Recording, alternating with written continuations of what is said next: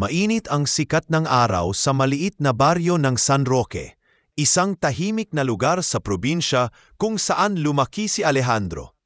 Anak siya ng isang magsasaka na si Mang Ernesto at si Aling Marta, na nagtitinda ng gulay sa palengke. Bata pa lang si Alejandro ay natutunan na niya ang hirap ng buhay. Madalas siyang sumama sa kanyang ama sa bukid, dala ang maliit na balde ng tubig para sa pagtatanim ng palay. Ngunit isang trahedya ang dumating nang maaga pa siyang bata. Nasawi ang kanyang ama sa isang aksidente sa bukid. Naiwan silang mag-ina na halos walang makain. Anak, sambit ni Aling Marta habang pinupunasan ng pawis niya matapos ang maghapong pagtitinda. Huwag kang mawawala ng pag-asa. Balang araw, gaganda rin ang buhay natin. Sa kabila ng matinding kalungkutan, pinilit ni Alejandro na maging matatag. Sa murang edad na 10 taong gulang, naglako siya ng kakanin at gulay sa kalsada matapos mag-aral sa umaga. Hindi siya kailanman nagreklamo. Ang tanging nasa isip niya ay maiahon ang kanyang ina sa kahirapan. Lumipas ang ilang taon, naging mas malinaw ang pangarap ni Alejandro. Gusto niyang makapagtapos ng pag-aaral para mabago ang kapalaran nila. Ngunit hindi naging madali ang lahat. Sa high school, madalas siyang pangaralan ng guro na si G. Villanueva. Alejandro, nakikita ko ang potensyal mo. Huwag mong sayangin. Kahit mahirap ang buhay, kung magsisikap ka, malayo ang mararating mo. Payo ng guro habang nakatingin sa batang pagod mula sa pagbebenta ng paninda sa labas ng paaralan. Nagpatuloy si Alejandro. Minsan wala siyang baon. Minsan ay nakapaghapunan lang sila ng lugaw. Ngunit hindi ito naging hadlang. Gumigising siya ng 4:00 ng umaga upang magbenta ng pandesal, tapos papasok sa klase. Sa gabi naman ay nagtitinda siya ng isaw at fishball para makatulong sa kanyang ina. Nang dumating ang panahon ng kolehiyo, halos mawalan siya ng pag-asa. Wala silang sapat na pera para sa matrikula. Ngunit isang scholarship program ang dumating na tila biyaya ng langit. Nakuha niya ito dahil sa kanyang mataas na marka at determinasyon. Ma, sabi ni Alejandro habang pinapakita ang papel ng scholarship, hindi na natin kailangang mag-alala. Libre ang tuition ko. Kailangan na lang natin ng pamasahe at konting allowance. Napayakap si Aling Marta sa kanyang anak at napaiyak sa sobrang tuwa. Anak, ito na ang simula ng katuparan ng pangarap mo. Naging estudyante siya sa Maynila sa kursong Business Administration. Doon niya naranasan ang hirap ng buhay sa lungsod. Maingay, magulo, at mahal ang lahat ng bilihin. Upang makaraos, nagtrabaho siya bilang tindero ng electronics sa Quiapo habang nag-aaral sa araw. Madalas siyang mapuyat, ngunit hindi siya bumitaw. Isang gabi, matapos ang klase, nakaupo siya sa gilid ng kalsada. Pagod na pagod. Lumapit ang kaibigan niyang si Ramon. Alejandro, bakit hindi mo nalang itigil muna ang pag-aaral? Parang sobra na sa katawan mo. Ani Ramon, habang inaabot ang bote ng tubig. Umiling si Alejandro at ngumiti ng bahagya. Hindi pwede, Ramon. Kung titigil ako, sino ang mag-aahon sa nanay ko? Kaya ko ito, kakayanin ko. Dahil sa kanyang sipag, nakapagtapos siya ng kolehiyo. Pagkaraan ng ilang taon, sinubukan niyang magtayo ng maliit na negosyo, isang tindahan ng cellphone at accessories. Sa una, halos walang bumibili. Ngunit dahil sa kanyang malasakit sa mga customer at sa pagiging tapat sa presyo, unti-unti siyang nakilala. Sir Alejandro, sayo na lang ako bumibili. Sigurado akong hindi mo ako lolokohin, wika ng isang suki. Mula sa maliit na tindahan, nakapagbukas siya ng 2 hanggang sa naging 5. Paglipas ng isang dekada, lumago ito at naging isang kilalang kumpanya sa larangan ng teknolohiya at retail. Hindi na siya basta simpleng tindero, isa na siyang respetadong negosyante. Ngunit sa kabila ng lahat ng tagumpay, hindi niya nakalimutan ang kanyang pinagmulan. Tuwing umuuwi siya sa probinsya, dinadalaw niya ang libingan ng kanyang ama. Pa, natupad ko ang pangarap mo. Hindi ko man mabawi ang panahon, pero sinisigurado kong hindi na kami maghihirap ni nanay. Sambit niya habang nakaluhod sa puntod. Lumipas ang 2 dekada ng pagsusumikap, at ngayon Si Alejandro ay isa ng milyonaryo na kilala hindi lang sa negosyo kundi pati sa pagtulong sa kapwa. Nagbigay siya ng scholarship sa mga batang mahirap, nagpundar ng maliit na paaralan sa baryo, at tumulong sa mga magsasaka. Ngunit sa kabila ng lahat, may isang bagay na hindi pa niya natatagpuan, ang tunay at wagas na pag-ibig. Sa edad na 35, iniisip niyang panahon na para mag-asawa. Ngunit sa puso niya, may takot pa rin. Paano kung ang babaeng magmamahal sa kanya ay hindi dahil sa tunay na damdamin, kundi dahil sa yaman na kanyang tinamo?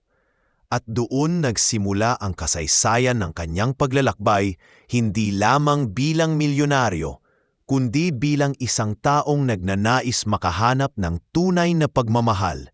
Isang kwento na sa kalaunan ay susubok sa kanyang tiwala, puso at kaluluwa.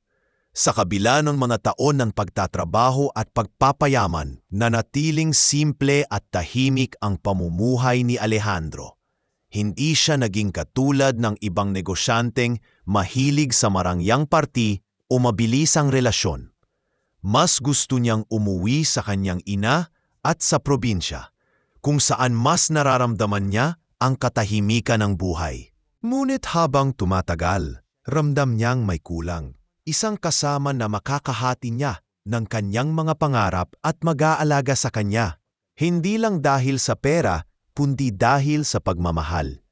Sa isang pagtitipon ng mga negosyante at mga pamilya mula sa alta sosyedad, unang nasilayan ni Alejandro si Clarissa. Naka-emerald green na gown ito, mahaba ang buhok at may dalang aura ng kabataan at karangyaan. Anak siya ng kilalang pamilya Montemayor. Mayaman at respetado sa lipunan. Alejandro, gusto kitang ipakilala kay Clarissa, sabi ni Ramon na ngayoy business partner na niya, habang hinihila siya papalapit sa dalaga. Nagkamay silang dalawa at doon unang naramdaman ni Alejandro ang kakaibang tibok ng kanyang puso. Magandang gabi, mahinahong bati ni Clarissa, sabay ngiti na tila kay daling ikahulog ng loob. Magandang gabi rin, tugon niya. Medyo kinakabahan kahit sanay na siyang makipag-usap sa malalaking tao. Mula sa simpleng pagpapakilala ay sumunod ang mas madalas na pagkikita. Inimbitahan ni Clarissa si Alejandro sa mga event at siya naman ay nagpasama rito sa mga charity program na kanyang isinusulong. Sa bawat pag-uusap, mas nakikilala ni Alejandro ang pagkatao ng dalaga. Maalaga ito, magaling makisama at tila may malasakit sa mga mahihirap. Isang hapon, habang magkasama silang naglalakad sa isang outreach program sa Tondo, napansin ni Alejandro kung paano tinutulungan ni Clarissa ang mga batang lansangan. Alejandro, wika ni Clarissa habang pinapahid ang pawis sa noo. Kahit gaano kalaki ang pera, wala iting silbi kung hindi natin ito ginagamit para sa kapakanan ng iba. Napangiti si Alejandro sapagkat parang siya ang nakarinig ng sariling paniniwala. Pareho pala tayo ng iniisip, sagot niya. Doon nagsimulang humanga ng lubos si Alejandro.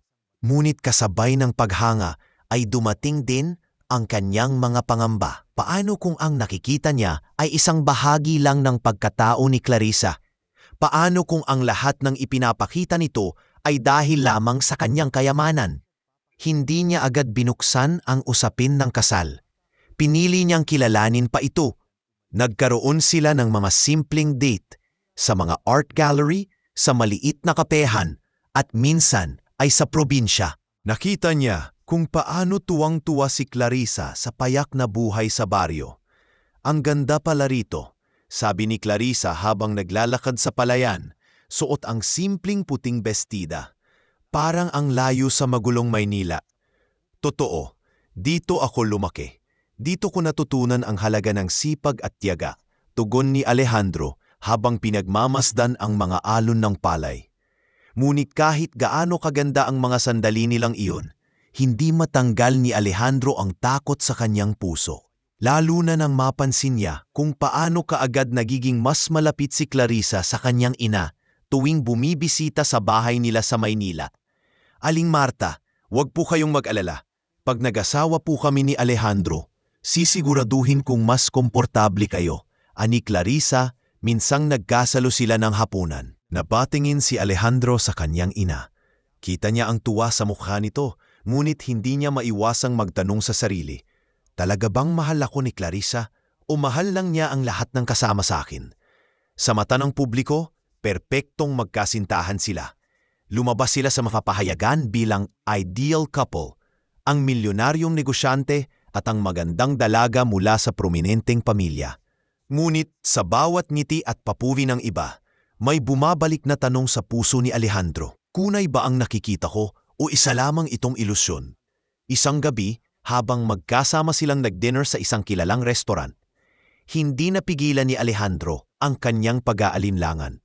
Clarissa, aniya, bakit mo ba ako minahal? Alam kong marami ka pang ibang manliligaw na mas bata, mas may mataas na katungkulan. Napangiti ang dalaga at hinawakan ang kanyang kamay. Alejandro, hindi ko tinitingnan ang edad o katungkulan. Ang hinangaan ko sa iyo ay ang tapang mo, ang pagmamahal mo sa pamilya at ang malasakit mo sa ibang tao. Kung pera lang ang habol ko, sana hindi ikaw ang pinili ko. Napatigil si Alejandro. Ang sagot na iyon ay tila nagpawi ng kanyang pangamba, ngunit hindi tuluyan. May mga gabi pa ring hindi siya makatulog. Naiisip kung totoo ba ang bawat salitang iyon. Lumipas ang mga buwan at naging mas matatag ang kanilang relasyon. Sinimulan nilang ipakita sa publiko ang kanilang pagmamahalan at mas lalong natuwa ang pamilya ng dalaga. Ang ina ni Alejandro ay tuwang-tuwa ring makita ang anak na may kasama sa buhay. Ngunit sa kabila ng lahat ng ito, nanatili ang isang maliit ngunit matalim na tinik sa puso ni Alejandro. Sapagkat kilala niya ang mundo, maraming tao ang marunong magsuot ng maskara. At kung sakaling maskara lamang ang suot ni Clarissa, kailan kaya ito malalaglag? Habang siya ay papalapit sa desisyon ng pagpapakasal, lalong lumalaas ang kanyang pangangailangan na makatiyak. Hindi niya kayang ipagkatiwala ang buong buhay niya sa isang taong maaaring niloloko lamang siya. At dito na nagsimula ang pag-iisip niya ng isang kakaibang paraan upang makita ang tunay na kulay ng kanyang fiancé. Isang desisyon na magpapabago hindi lang sa kanyang relasyon, kundi sa buong takbo ng kanyang buhay. Sa paglipas ng panahon, mas lalong naging malapit si Alejandro at si Clarissa. Halos lahat ng tao sa paligid nila ay kumbinsidong sila na ang perfect couple. Siya, ang milyonaryong may mabuting puso, at si Clarissa, ang magandang babae mula sa prominenteng pamilya na tila handang tumulong sa kanyang fiancé sa lahat ng bagay.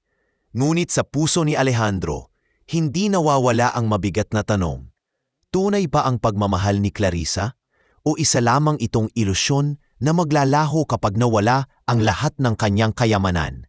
Isang gabi, habang mag-isa siyang nakaupo sa veranda ng kanyang malaking bahay sa Maynila, iniisip niya ang kinabukasan. Humigop siya ng mainit na kape at tumitig sa mga ilaw ng syudad. Doon siya nagpasya na kailangan niyang gumawa ng isang plano. Isang plano na magbubunyag ng totoo at tunay na damdamin ng babae. Ngunit paano niya ito magagawa nang hindi halatang sinusubok niya si Clarissa? Kinabukasan, ipinatawag niya ang kanyang matalik na kaibigan at business partner na si Ramon.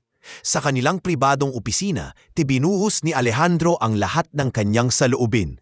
Ramon, hindi ko na alam kung anong iisipin ko, bungad niya, habang hawak ang kanyang sentido.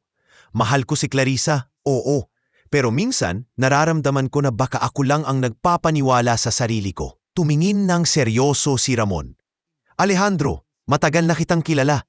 Hindi ka basta nagdududa kung wala kang nararamdaman.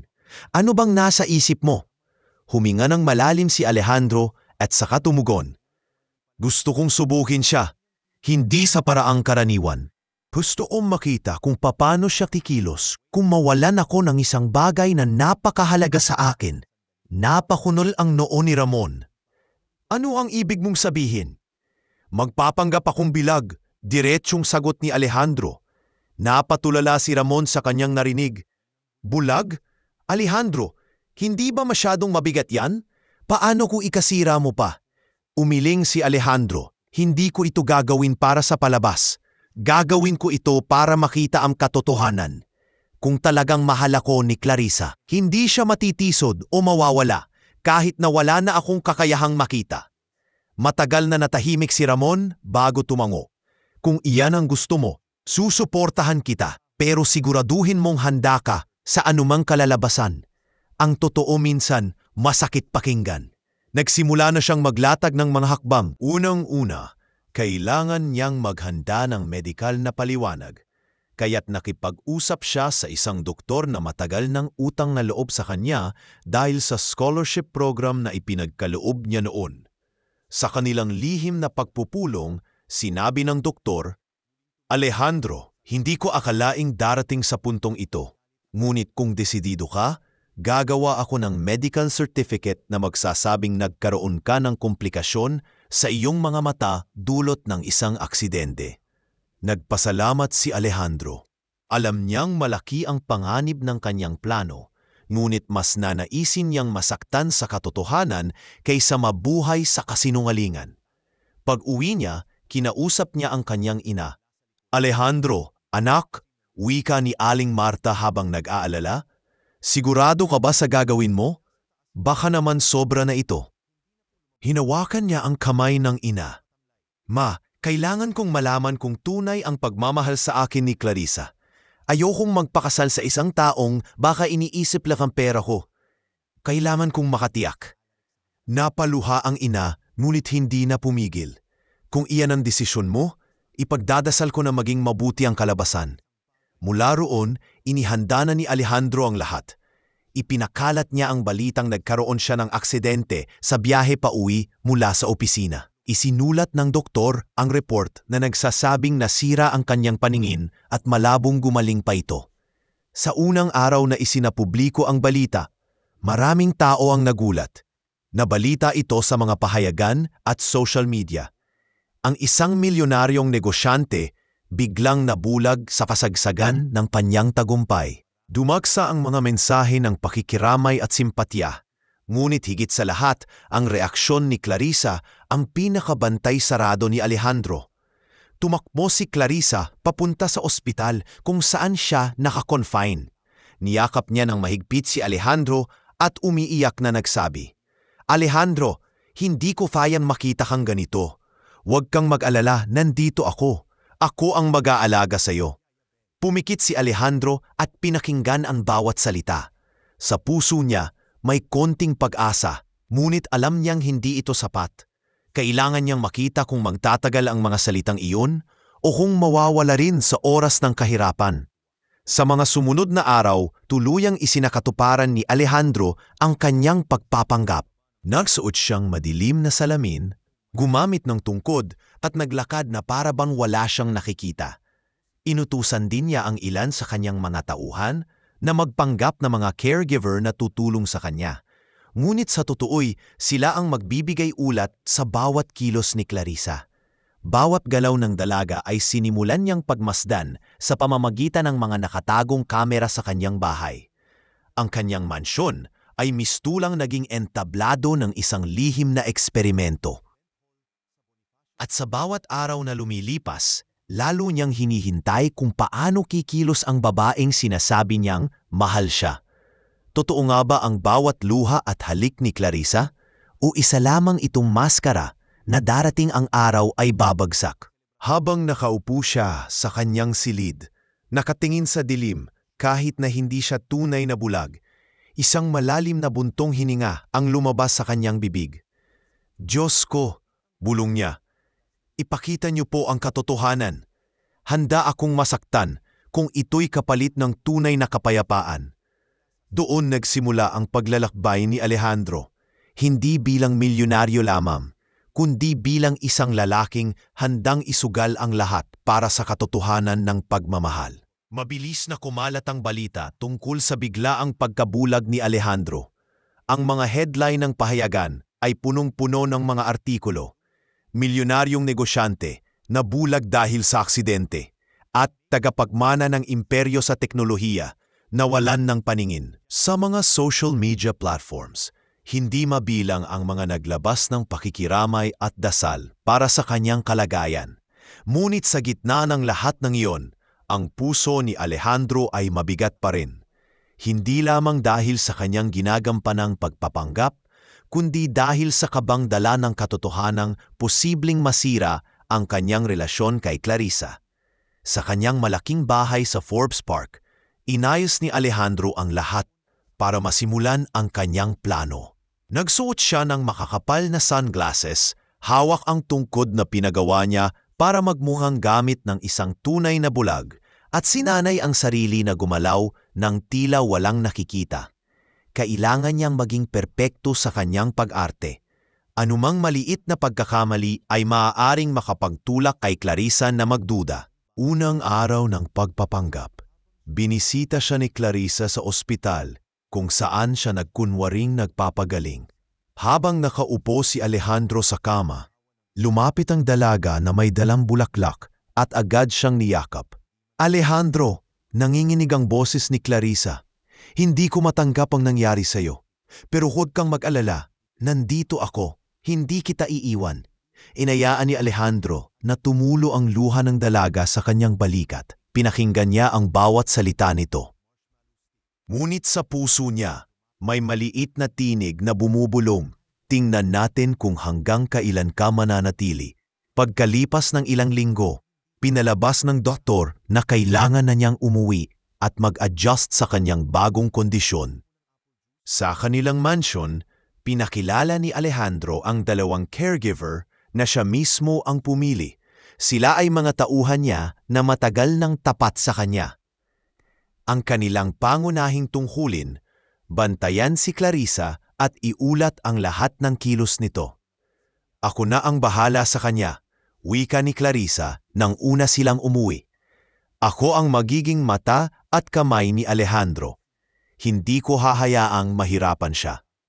Napangiti si Aling Marta na tila naniniwala sa sinseridad ng dalaga. Salamat iha, malaking bagay na may kasama ang anak ko.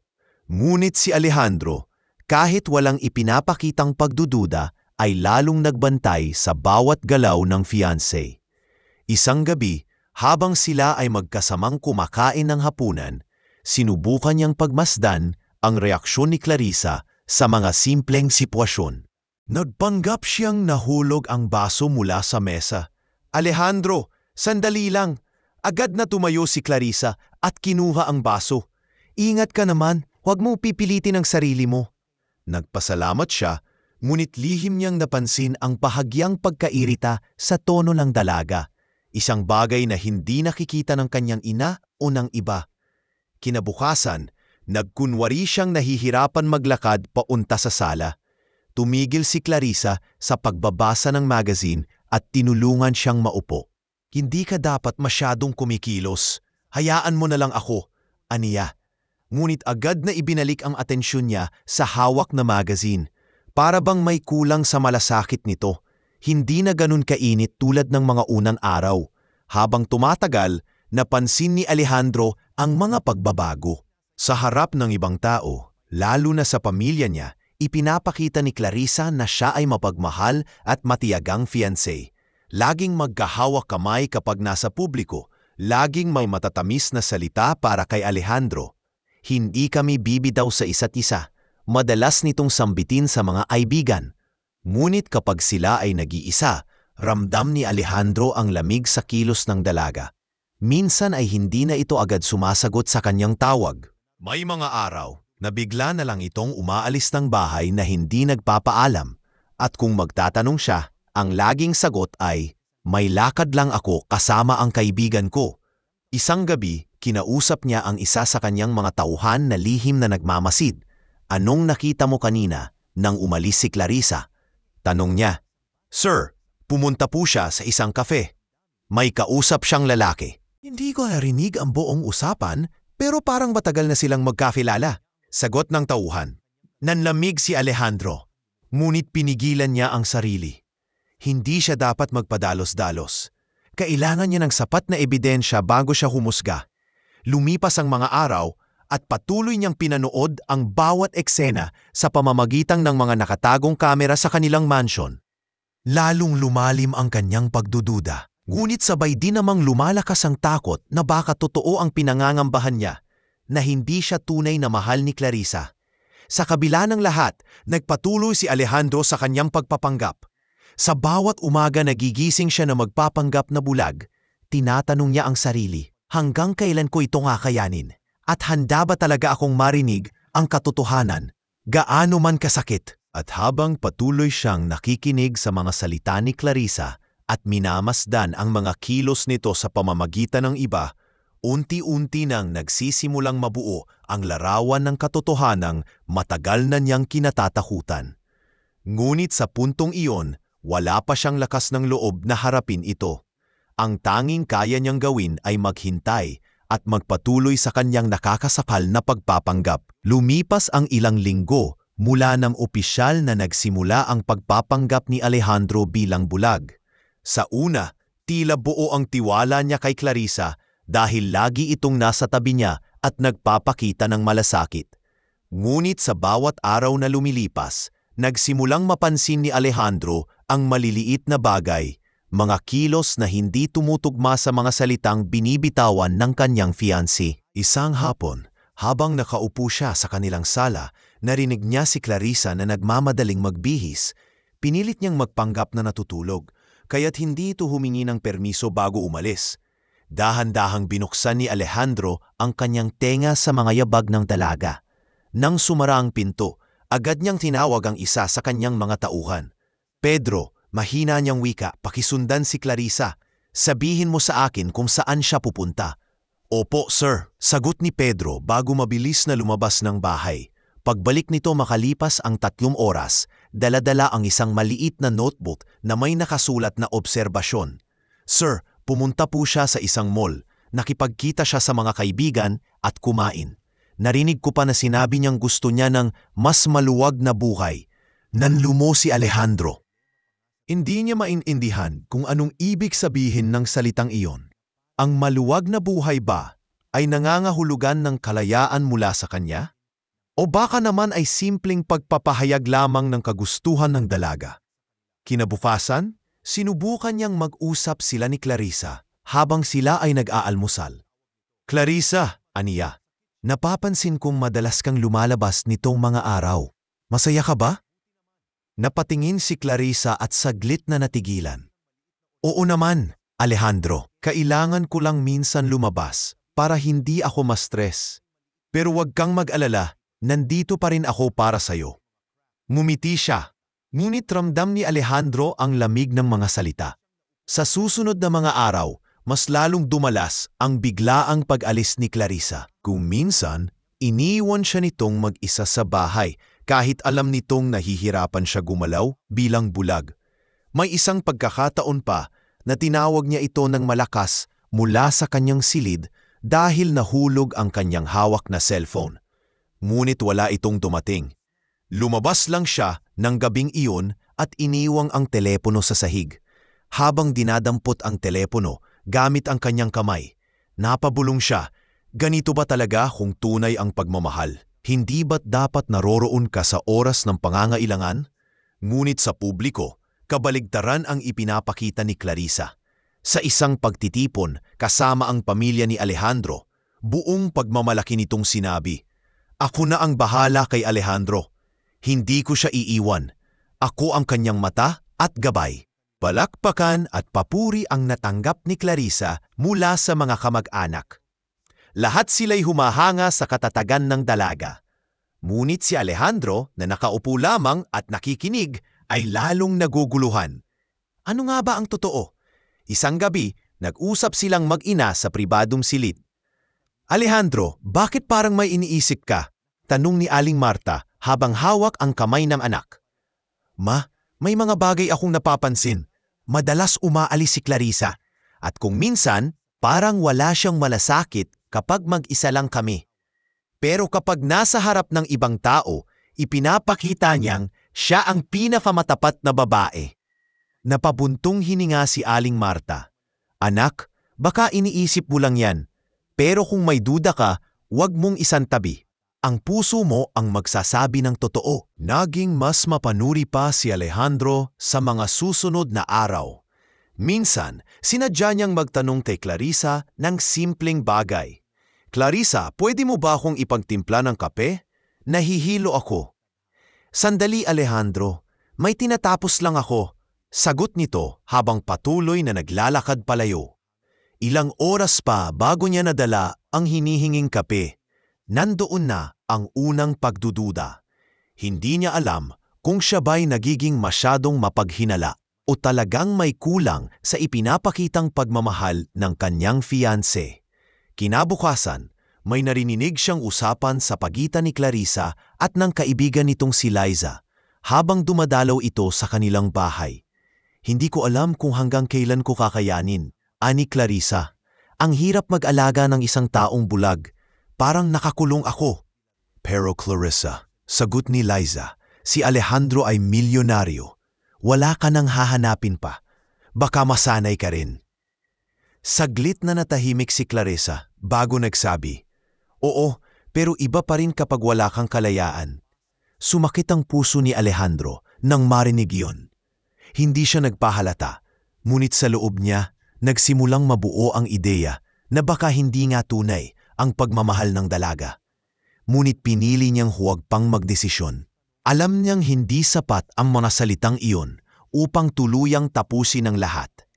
Kailangan niya pa ng mas malinaw na ebidensya. Ngunit ang mga unang pagdududa ay nagsimula ng humiwa sa kanyang puso. Isang hiwang unti-unting lumalalim habang siya ay patuloy na nagpapanggap na bulag. Sa gabing iyon, habang nakahiga siya sa kanyang kama, naramdaman niya ang bigat ng kanyang desisyon. Nakapikit ang kanyang mga mata, ngunit malinaw ang kanyang panalangin. Panginoon, kung tunay ang pagmamahal niya, ipakita mo. Kung hindi, bigyan mo ako ng lakas para tanggapin ang katotohanan. At sa katahimikan ng gabi, naroon ang bigat ng kanyang unang pagdududa, isang simula ng mas malalim pang sugat na maaaring dumating. Habang patuloy ang pagpapanggap ni Alejandro bilang bulag, lalo ring lumalalim ang kanyang pag-aalinlangan. Hindi man siya tiyak kung tunay o hindi ang nararamdaman ni Clarissa, nagsimula namang pumasok sa eksena ang isang taong magpapaigting ng lahat ng kanyang pangamba, si Marco, ang dating kasintahan ni Clarissa. Isang gabi, nakaupo si Alejandro sa sala, nag-aabang ng tunog mula sa paligid. Narinig niya ang mahihinang yabag ni Clarissa na tila may kausap sa telepono. "Marco, hindi tayo pwedeng madalas magkita," bulong ni Clarissa habang naglalakad patungo sa kanilang balkonahe. "Alam mong delikado, pero hindi ko rin maiwasang hanapin ka." Parang binuhusan ng malamig na tubig si Alejandro. Ramdam niya ang matinding dagok ng mga salitang iyon. Ngunit pinigilan niya ang sarili na magwala o magtanong. Kinailangan niyang magpanggap na walang naririnig. Nang bumalik si Clarissa sa loob, mabilis niyang isinara ang mata at nagpanggap na natutulog. Kinabukasan, ipinatawag na si Pedro at Maria, ang dalawa niyang tauhan, na nagmamasid sa kilos ni Clarissa. "May nakita ba kayong kakaiba kahapon?" tanong niya. "Oo, sir," tugon ni Maria. Pagkatapos niyang nakipag-usap sa telepono, lumabas siya ng bahay. Sumakay siya ng kotse at pumunta sa isang coffee shop. Doon niya nakipagkita sa isang lalaking nakasuot ng dark blue polo. Halos magkalapit na sila habang nag-uusap. "Sir, iyon si Marco," dagdag ni Pedro. "Ako mismo ang nakakita. Siya ang ex-boyfriend ni Ma'am Clarissa." Napatigil si Alejandro, pinipigilan ang galit na unti-unting bumabalot sa kanya. Kaya pala may mga pagkakataong malamig siya sa akin. Kaya pala may mga salitang bitin at may mga tingin na tila malayo. Ngunit kailangan pa niya ng matibay na ebidensya. Hindi sapat ang nakitang iyon. Alam niyang matatalino si Clarissa at si Marco, kaya't maaaring magtago ang mga ito sa ilalim ng maskara ng pagiging magkaibigan. Isang gabi, habang naghapunan sila ng kanyang ina at ni Clarissa, sinubukan niyang usisain ito. "Clarissa, ani Alejandro, parang madalas kang may lakad nitong mga nakaraang linggo. Sino ba ang kadalasan mong kasama?" Napatingin ang dalaga at ngumiti. "Mga kaibigan lang, Alejandro. Kailangan ko rin namang magkaroon ng oras para sa sarili ko. Pero huwag kang mag-alala, ikaw pa rin ang inuuna ko." Tumango lamang si Alejandro. Ngunit sa puso niya, lalo siyang hindi mapalagay. Makalipas ang ilang araw, may dumating na mga tsismis mula sa kanilang kumpanya. Ang isa sa kanyang mga empleyado, si Carlo, na matagal nang tapat kay Alejandro ay lumapit sa kanya ng palihim. "Sir, pasensya na kung makikialam ako," bulong ni Carlo. "Pero may narinig akong usapan sa opisina.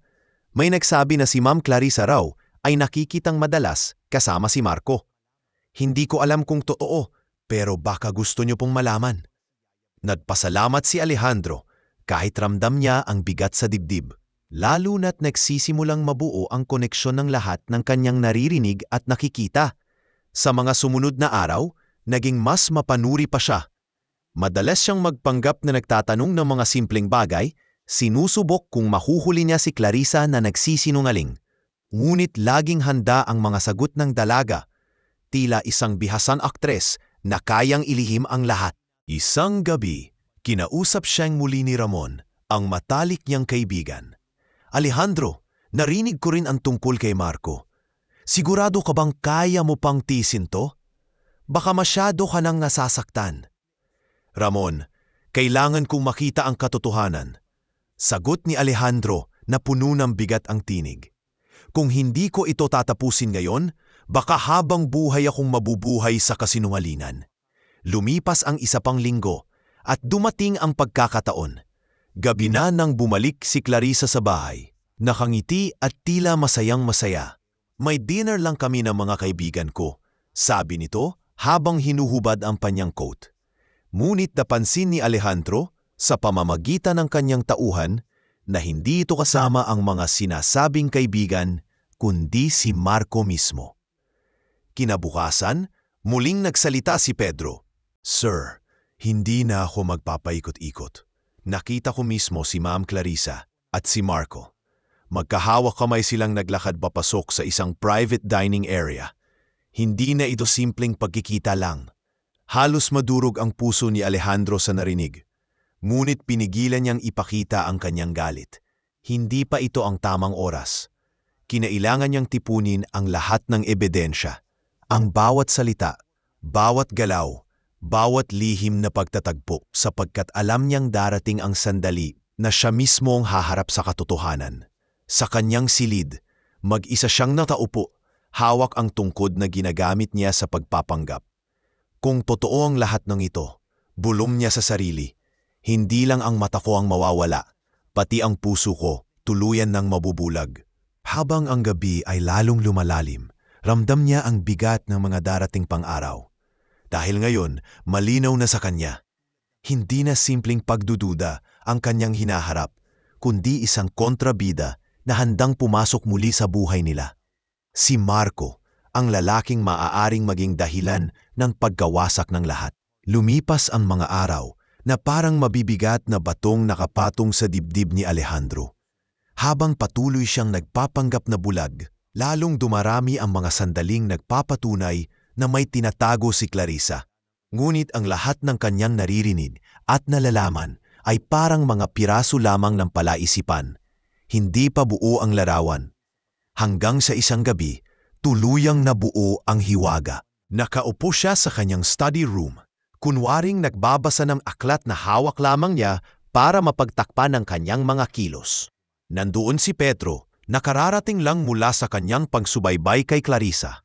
"Sir," maingat na wika ni Pedro, "nakita ko na naman po si Ma'am Clarissa kagabi."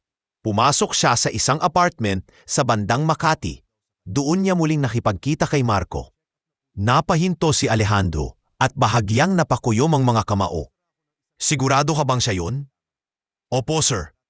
Hindi lang basta pagkikita ang nangyari. "Sir, nakita ko po silang magkahawak kamay." At saglit na nag-alangan si Pedro bago nagpatuloy. Naghalikan sila bago pumasok sa loob ng unit. Parang biniyak ang puso ni Alejandro sa narinig. Kahit inihanda niya ang sarili sa pinakamasakit na posibilidad, iba pa rin pala ang sakit kapag narinig na niya ang katotohanan. Hindi na ito simpleng duda, isa na itong malinaw na ebidensya ng pagtataksil. Kinagabihan, nagdesisyon siyang kumpirmahin ang lahat gamit ang mga nakatagong kamera sa loob ng kanyang bahay. Pinauwi niya ng maaga ang ibang tauhan at nagkunwaring matutulog ng mas maaga kaysa karaniwan. Ngunit iniwan niyang bukas ang mga kamera at mikropono upang marinig ang lahat ng pag-uusap sa paligid. Bago maghating gabi, narinig niya ang pagbukas ng pinto. Mahinang yabag ang gumapang sa sala. Kasunod ang pamilyar na boses ni Clarissa. "Marco, bilisan mo! Hindi tayo pwedeng matagalan dito." Nanlamig si Alejandro. Totoo nga, dinala mismo ni Clarissa ang kanyang dating kasintahan sa mismong bahay na tinitirhan nila. Sa pamamagitan ng monitor na nakatago sa kanyang study, malinaw niyang nasilayan ang nakakaawang eksena. Si Clarissa nakaupo sa sofa habang nakikipag-usap ng malambing kay Marco. "Hindi na ako masaya, Marco," bulong ni Clarissa. "Oo, milyonaryo si Alejandro. Oo, wala na akong problema sa pera. Pero anong silbi kung nakatali ako sa isang lalaking bulag? Hindi ito ang buhay na gusto ko." Hinawakan ni Marco ang kamay ng dalaga. "Kung gusto mo, Clarissa, maaari tayong umalis. Kalimutan mo na siya. Sasamahan kita kahit saan." "Hindi ganoon kadali," sagot ni Clarissa. "Kung aalis ako, kailangan kong makuha muna ang ilang dokumento tungkol sa kumpanya niya. Kapag nasa kamay na natin yon, saka tayo makakalis ng walang problema." Doon tuluyang nagdilim ang paningin ni Alejandro. Hindi dahil sa kanyang pagpapanggap, kundi dahil sa matinding galit. Hindi lamang puso ang nais na kunin sa kanya, kundi pati ang pinagpaguran niyang yaman at negosyo. Kinabukasan, kinausap niya ang kanyang abogado. Sa isang pribadong tanggapan, ibinuhos niya ang lahat ng nakita at narinig. "Attorney Santos, aniya, gusto kong maging handa kapag napatunayan ko pang tuluyan ang pagtataksil ni Clarissa. Kailangan kong protektahan ang lahat ng pinaghirapan ko. Ayokong mahulog sa kamay ng taong hindi karapat-dapat." Tumingin ng diretso ang abogado sa kanya. "Alejandro, kung totoo ang lahat ng sinabi mo, maaari nating gawin ang mga hakbang para maalis siya sa anumang karapatan sa iyong negosyo. Ngunit kailangan mo ng sapat at malinaw na ebidensya." Tumango si Alejandro. Alam niyang hindi pa sapat ang hawak niya. Kailangan niyang harapin mismo si Clarissa at makita sa sariling mga mata ang katotohanan. Ang katotohanang matagal na niyang kinatatakutan. At dumating nga ang pagkakataon. Isang gabi, nagkunwari siyang mahimbing na natutulog sa kanyang silid. Nakapikit siya, ngunit gising na gising ang kanyang isipan. Handang harapin ang lahat. Sa kalagitnaan ng gabi, narinig niya ang pagbukas ng pinto at ang marahang yabag ng dalawang tao. "Marco, dito!" bulong ni Clarissa. Tinuturo ang kabinet kung saan nakalagay ang ilang dokumento ng kumpanya. "Kunin natin ito. Hindi niya naman makikita." Nang marinig iyon, hindi na nakapagpigil si Alejandro. Dahan-dahan niyang tinanggal ang kanyang sunglasses, tumayo at tinungo ang kinaroroonan ng dalawa. Sa sobrang gulat ni na Clarissa at Marco, napaatras sila nang bigla siyang magsalita. "Hindi ako bulag." Nanlaki ang mga mata ni Clarissa at napahiyaw ng mahina. Alejandro, lahat ng kilos ninyo, lahat ng salita ninyo, narinig ko. Lahat ng pagtapaksil ninyo, nakita ko." Mariin niyang sambit, punong-puno ng puot ang tinig. Natahimik ang silid, walang makapagsalita. Si Marco ay natigilan, hindi makagalaw. Si Clarissa na may nanginginig, hindi alam kung ano ang dapat gawin. At sa gabing iyon, tuluyang nabunyag ang katotohanan. Ang katotohanang matagal nang gumugulo sa isip ni Alejandro, na ang babaeng minahal niya at balak niyang pakasalan ay siya ring magtataksil at magtatangkang sirain ang lahat ng pinaghirapan niya. Ngunit hindi pa tapos ang laban, sapagkat sa pagbubunyag ng katotohanan, magsisimula ang mas masakit at mas mabigat na desisyon na kailangang gawin ni Alejandro. Matapos ang gabing nabunyag ang pagtataksil, dumaan ang mga araw na puno ng katahimikan at matinding tensyon sa mansyon ni Alejandro. Hindi agad umalis si Clarissa. Bagkus, nanatili siya roon, parang naghihintay ng tamang pagkakataon para magpaliwanag. Ngunit sa bawat oras na lumilipas, lalong nadarama ni Alejandro ang bigat ng sugat na iniwan ng kataksilan. Isang umaga, Habang nakaupo si Alejandro sa veranda at nakatanaw sa hardin, lumapit si Clarissa. Halatang hindi ito mapakali, namumugto ang mga mata at nanginginig ang tinig. Alejandro, panimula niya. Kailangan nating mag-usap, hindi ko kayang itago pa ang lahat. Tumingin si Alejandro sa kanya, malamig at walang emosyon. Sige, magsalita ka. Sabihin mo ang lahat ng totoo. Huwag ka nang magpanggap. Huminga ng malalim si Clarissa bago nagsimula. Oo, totoo ang lahat ng nakita mo. Nagkikita kami ni Marco. Hindi ko siya tuluyang nakalimutan. Bago pa tayo magkakilala, siya ang una kong minahal. Pero iniwan niya ako dahil sa pera at pangarap. Kaya nang dumating ka, Alejandro, nakita ko ang lahat ng wala kay Marco. Seguridad, pamilya, kinabukasan. Napangisi si Alejandro, mapait. Ibig mong sabihin, ako ang naging sagot sa mga ambisyon mo? Ako ang ginamit mong hagdan para makuha ang buhay na hindi kayang ibigay ni Marco? Napaluha si Clarissa at agad na umiling. Hindi ganoon. Nagmahal din ako sa iyo, Alejandro. Totoo ang naramdaman ko. Pero nang mawala ang paningin mo, doon ko naramdaman ang bigat ng lahat.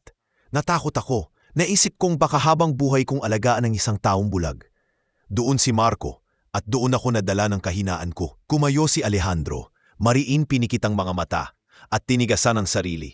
Clarissa, ang tunay na pagmamahal ay hindi sumusukat sa kakayahan o kapansanan.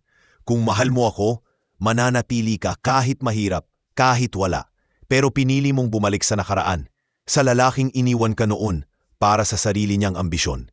Anong klase ng pagmamahal ang tawag mo roon? Hindi ko alam.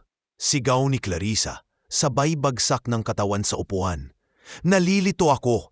Mahal kita, Alejandro, pero mahal ko rin si Marco. At oo, minsan iniisip ko baka mas madali kung wala ka. Sa sandaling iyon, narinig ni Alejandro ang pag-iyak ng kanyang ina mula sa likuran. Nakatayo pala si Aling Marta sa may pintuan, nakikinig sa buong pag-uusap. Clarissa, mariin na wika ng matanda.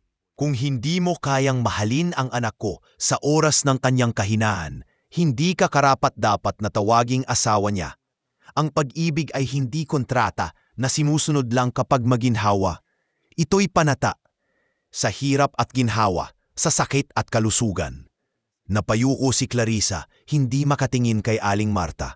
Tita, patawarin niyo ako. Alam kong nagkamali ako. Pero sana bigyan niyo ako ng isa pang pagkakataon.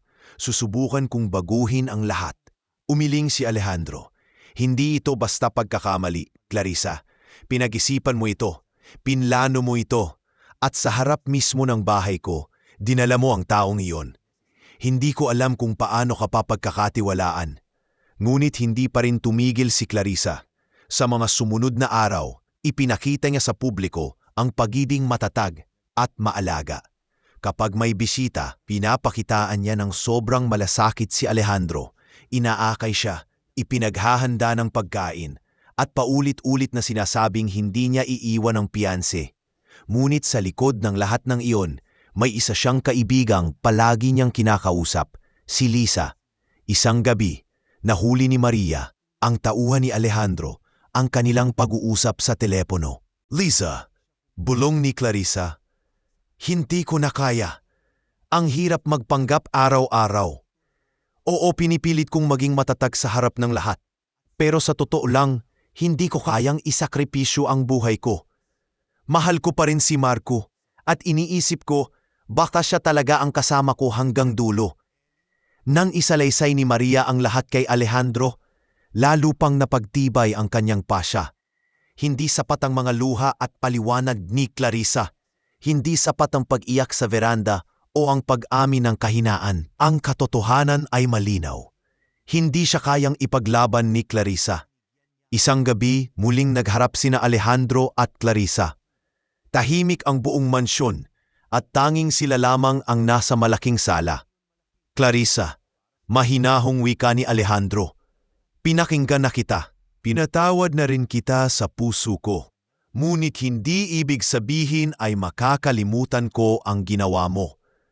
Pwede kang magsisi, pwede kang umiyak, ngunit hindi mo na maibabalik ang tiwala. Hindi ba pwedeng magsimula muli? Umiiyak na tanong ng babae. Mahal kita, Alejandro. Hindi ko kayang mawala ka. Mahal? Mapait na sagot niya. Kung iyon ang pagmamahal para sa'yo, mas mabuti nang wala. Dahil ang pagmamahal na alam ko, hindi natitinag kahit sa pinakamadilim na oras. Sa huling pagkakataon, tinangka ni Clarissa na yakapin siya. Ngunit umatras si Alejandro. Sa mga mata niya, malinaw na ang lahat. Walang halaga ang mga salitang binitiwan kung sa gawa ay kabaligtaran. At sa gabing yun, tuluyang umamin si Clarissa. Hindi lamang sa pagtataksil, kundi sa sarili niyang kahinaan at kawalan ng tunay na pagmamahal. Ngunit para kay Alejandro, ang pag-amin na iyon ay huli na.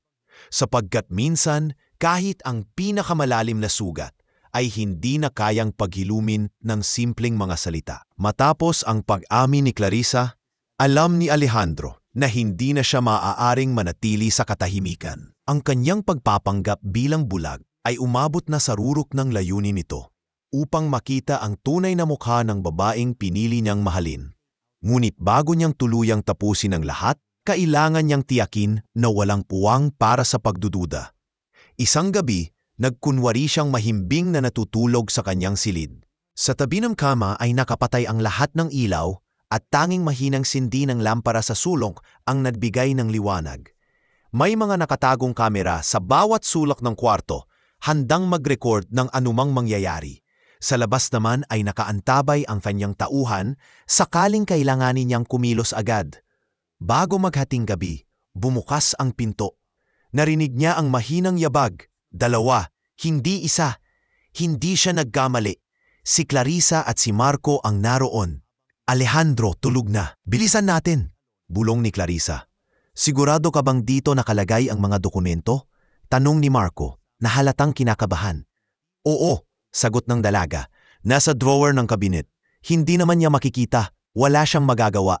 Narinig ni Alejandro ang pagbukas ng drawer. Kasunod ang kaluskos ng mga papel. Nanlamig siya sa bigat ng katotohanang nasaksihan. Hindi lamang puso niya ang tinatraidor, pati ang pinaghirapan niyang negosyo. Hindi na niya kayang magpanggap pa. Dahan-dahan niyang inalis ang makapal na salamin sa kanyang mata at bumangon mula sa kama. Sa lakas ng tibok ng kanyang puso, ramdam niyang ito na ang sandaling kanyang hinihintay. Hindi ko inaasahang darating ang araw na makikita ko kayo sa harap ng sarili kong mga mata. Malamig na wika niya. Pero ngayon, sigurado na ako. Hindi ako bulag. Halos sabay na napalingon sina Clarissa at Marco. Namutla at nanlaki ang mga mata sa gulat.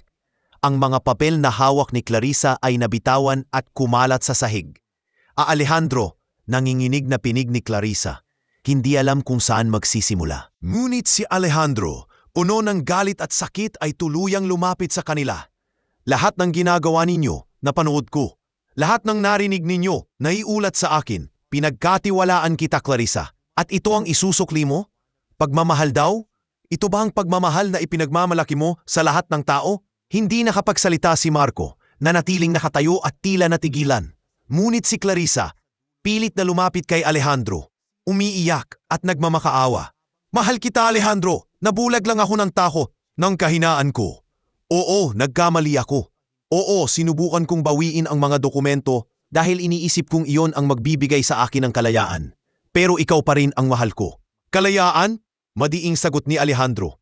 Kalayaan sa ano? Kalayaan sa isang lalaking wala raw kakayahang makita. Kalayaan sa responsibilidad na alagaan ang taong pinangakuan mong mamahalin sa hirap at ginhawa? Hindi nakasagot si Clarissa. Sa halip, lalo lamang itong napaiyak. Hindi ko alam. Nadala lang ako ng emosyon. Pero totoo, Alejandro, hindi ko sinadyang saktan ka ng ganito. Ngunit hindi na nakinig si Alejandro. Lumapit siya kay Marco at tinitigan ito ng matalim. Ikaw, matapos mong iwanan siya noon para sa pera, nagbalik ka pa para sirain ang buhay ko. Hindi ka na dapat muling lumapit sa kahit sino sa pamilya ko o sa kumpanya ko. Tahimik si Marco hanggang sa marahang tumalikod. Umalis na tayo, Clarissa. Bulong niya. Ganito ng lugar dito. Ngunit tumanggi si Clarissa. Hindi, Marco. Hindi ako aalis. Kailangan kong ayusin ito. Kailangan kong ipakita kay Alejandro na nagsisisi ako. Numisi si Alejandro. mapait at puno ng pangunguyam. Hindi mo na kailangan pang ipakita. Ang lahat ng ito sapat na nang malaman kung wala kang pagmamahal sa akin. Ang tanging mahal mo ay ang sarili mo at ang kasakiman mo. Sa gabing iyon, sa mismong harap ng kanilang pagtataksil, tuluyang winakasan ni Alejandro ang kanyang pagpapanggap.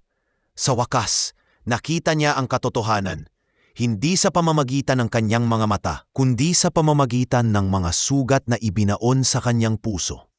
Pagkatapos ng insidenteng iyon, agad niyang ipinaalis si Marco mula sa kanyang mansyon. Si Clarissa na may naiwan, umiiyak at nagmamakaawa, ngunit wala nang bakas ng awa sa puso ni Alejandro. Ang gabing iyon ang nagsilbing wakas ng kanilang relasyon at nagsilbing rurok ng isang masakit na katotohanang matagal niyang kinatatakutan. Habang nakaupo siya muli sa kanyang kama, matapos silang maghiwalay, mahigpit niyang hawak ang kanyang tungkod, ang simbolo ng kanyang pagpapanggap. Hindi ako bulag, bulong niya sa sarili, pero muntik akong mabulag ng maling pagmamahal. At doon, nagsimulang mabura ang maskara ng ilusyon. At nagsimulang lumitaw ang liwanag ng isang bagong katotohanan. Kinabukasan, matapos ang gabing nagbunyag ng lahat, hindi na nawala ang bigat sa dibdib ni Alejandro. Alam niyang dumating na ang panahon upang harapin si Clarissa ng buo ang kanyang paninindigan. Hindi na sapat ang mga palusot, hindi na sapat ang mga luha. Kailangan ng managot ang dalaga sa lahat ng kasalanan at pagtataksil. Maagang nagtipon sa mansyon ang ilan sa mga kamag-anak ni Alejandro at ilang malalapit na kaibigan.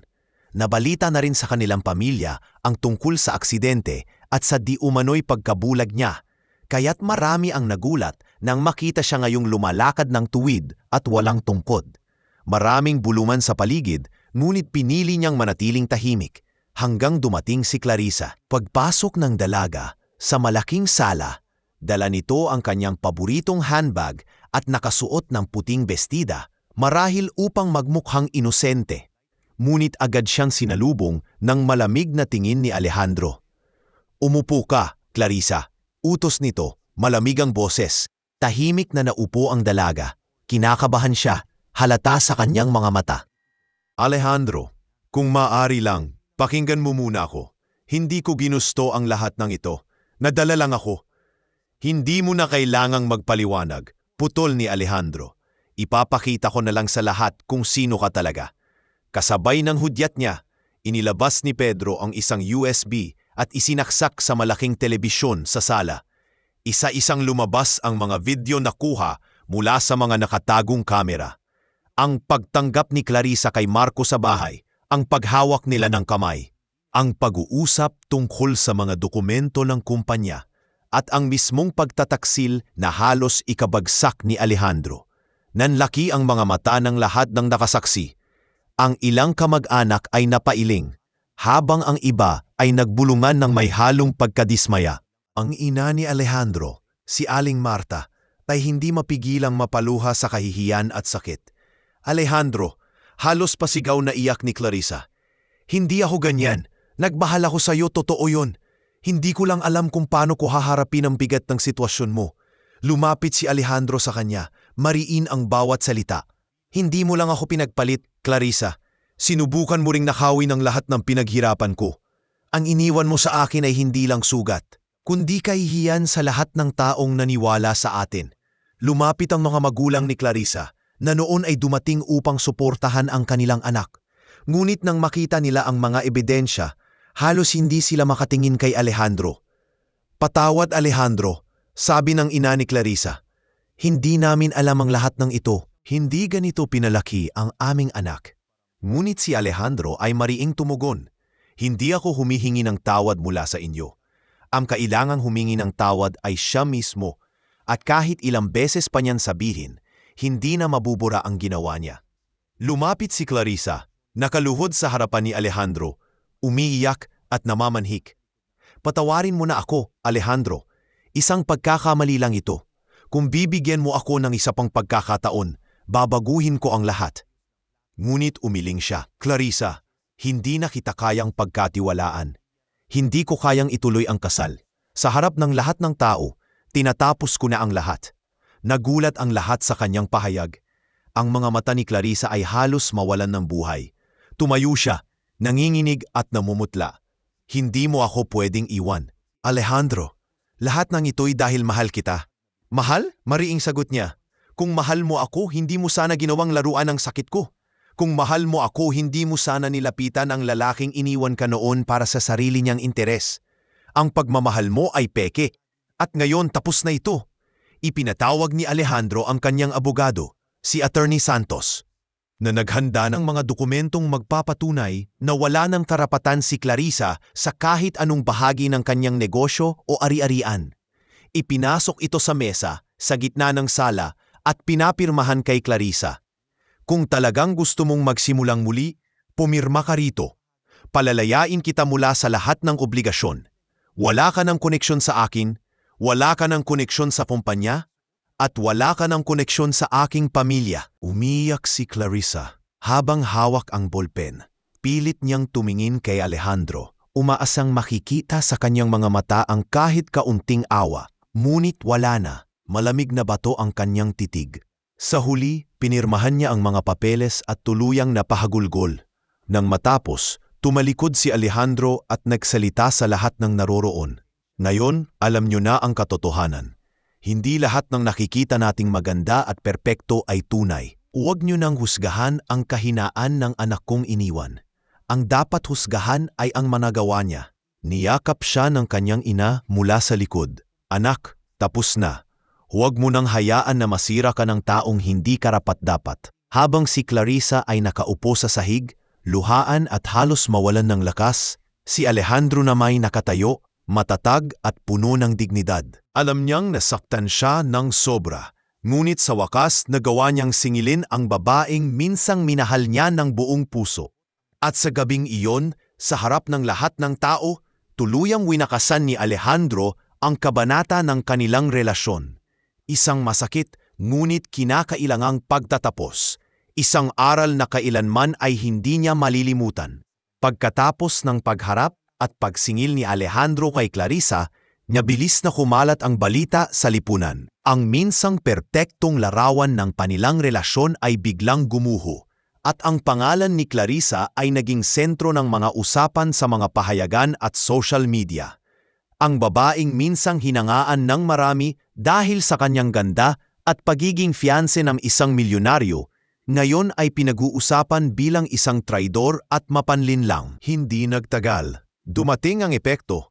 Una sa lahat, ang reputasyon ni Clarissa sa lipunan ay tuluyang nadungisan.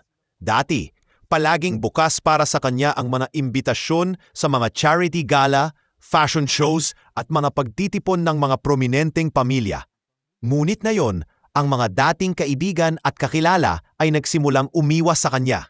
Ang mga tsismisan sa bawat kanto ng alta sosyedad ay puno ng pangungutya at pagkabismaya.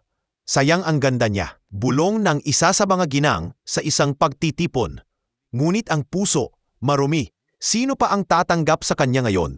Hindi lang siya traidor, dagdag ng isa. Mandaraya pa. Biruin mong subukan niyang nakawin ang dokumento ng kumpanya ni Alejandro? Nakakahiya. Naririnig ni Clarissa ang lahat ng iyon tuwing lumalabas siya ng bahay, kaya't unti-unti siyang natutong hindi na magpakita sa publiko. Ang kanyang social calendar na dati punong-puno, ngayoy tuluyang nabura. Kasabay nito, unti-unti ring nawala ang suporta ng kanyang pamilya. Sa simula, pinilit siyang ipagtanggol ng kanyang mga magulang, ngunit nang makita nila ang mga ebidensyang inilabas ni Alejandro, hindi na nila kayang kontrahin ang katotohanan. Clarissa, wika ng kanyang ama sa isang gabi. Pinahiya mo ang pamilya natin. Hindi lang si Alejandro ang sinaktan mo, kundi pati ang pangalan na itinayo ng mga ninuno mo. Paano mo nagawang ipagpalit ang lahat para sa isang lalaking iniwan ka noon? Luhaan si Clarissa habang sinasagot ang kanyang ama. Pa, nagkamali ako. Nadala ako ng takot at ng sitwasyon. Hindi ko sinasadya. Ngunit mariing umiling ang matanda. Hindi sapat ang salitang hindi sinasadya kapag sinadya mong pumili ng mali. Maging ang kanyang ina, na dati palaging nasa kanyang tabi, ay napagod na rin. Hiha, hindi ka na bata. Hindi na ito panahon para sa mga luho o pansariling kapritso. Tinapakan mo ang puso ng taong nagmahal sa iyo ng totoo. At ngayon, ikaw ang nagdurusa. Dahil sa pagkawala ng suporta ng pamilya, lalo pang lumubog si Clarissa. Ang mga dating kaibigan, unti-unting lumayo. Si Liza na dati palaging kausap niya, biglang tumigil sa pakikipagkita. Sa huli, natiyak niyang wala siyang maaasahan kundi ang sarili. Ngunit ni si Marco na minsang sinandalan niya ay hindi rin nagtagal sa kanyang tabi. Isang araw, hindi na ito nagpakita. Nabalitaan na lamang niya mula sa mga tsismis na nakahanap na si Marco ng ibang babae.